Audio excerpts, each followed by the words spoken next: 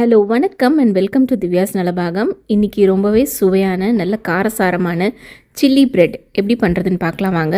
முதல்ல அதுக்கு தேவையான இன்க்ரீடியன்ஸ் லிஸ்ட்டை பார்த்துட்டு வந்துடுங்க.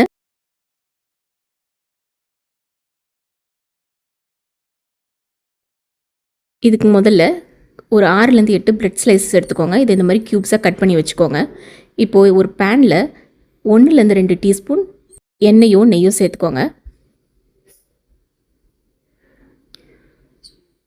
இதில் இப்போது இந்த பிரெட் ஸ்லைசஸ் சேர்த்துருங்க.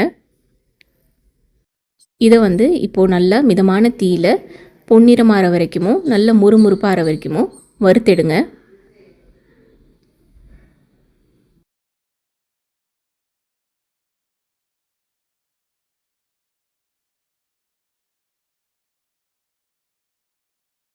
இதை ஒரு தட்டில் மாற்றிக்கலாம்.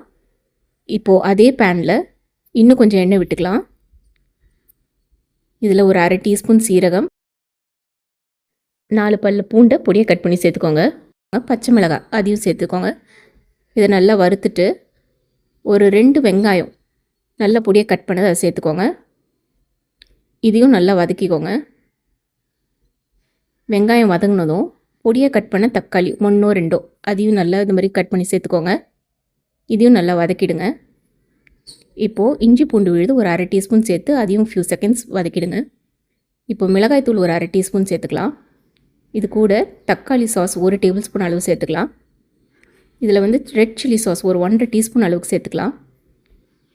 டார்க் சோய் சாஸ் சேர்த்துருக்கேன். இது 1 டீஸ்பூன் அளவுக்கு சேர்த்துக்கோங்க. ஒரு 1/2 டீஸ்பூன் அளவுக்கு உப்பு எல்லாத்தையும் சேர்த்துட்டு ஒரு ஃபியூ செகண்ட்ஸ் மிதமான தீயில் வறுத்துக்கோங்க. இப்போ ஒரு 1/2 கப் அளவுக்கு தண்ணி சேர்த்துக்கலாம். இதை நல்லா கலந்து விட்டுட்டு ஒரு 2-4 நிமிஷம் கொதிக்க விடுங்க. இப்போ சோள மாவு கரைசல் ஒரு 1லேருந்து 2 டீஸ்பூன் சேர்த்துக்கோங்க. அதையும் நல்லா கலந்து விட்டுருங்க. கொஞ்சம் நேரத்தில் இந்த கிரேவி நல்லா திக்கன் ஆகிடும். நல்லா திக்கன் ஆனதும் இந்த பிரெட் வறுத்து வச்சுருக்கோம் இல்லையா, அதையும் சேர்த்துருங்க. சேர்த்துட்டு நல்லா ஸ்விஃப்டாக கலந்து விட்டுருங்க.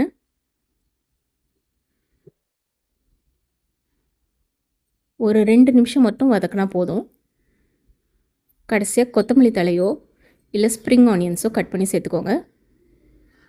இப்போ அடுப்பு ஆஃப் பண்ணிடலாம். அவ்வளோதாங்க, ரொம்பவே சுவையான காரசாரமான சில்லி பிரெட் ரெடி. எப்படி இருக்குன்னு செஞ்சு பார்த்துட்டு உங்கள் வியூஸை கமெண்ட்ஸில் சொல்லுங்கள். தேங்க்யூ ஃபார் வாட்சிங்.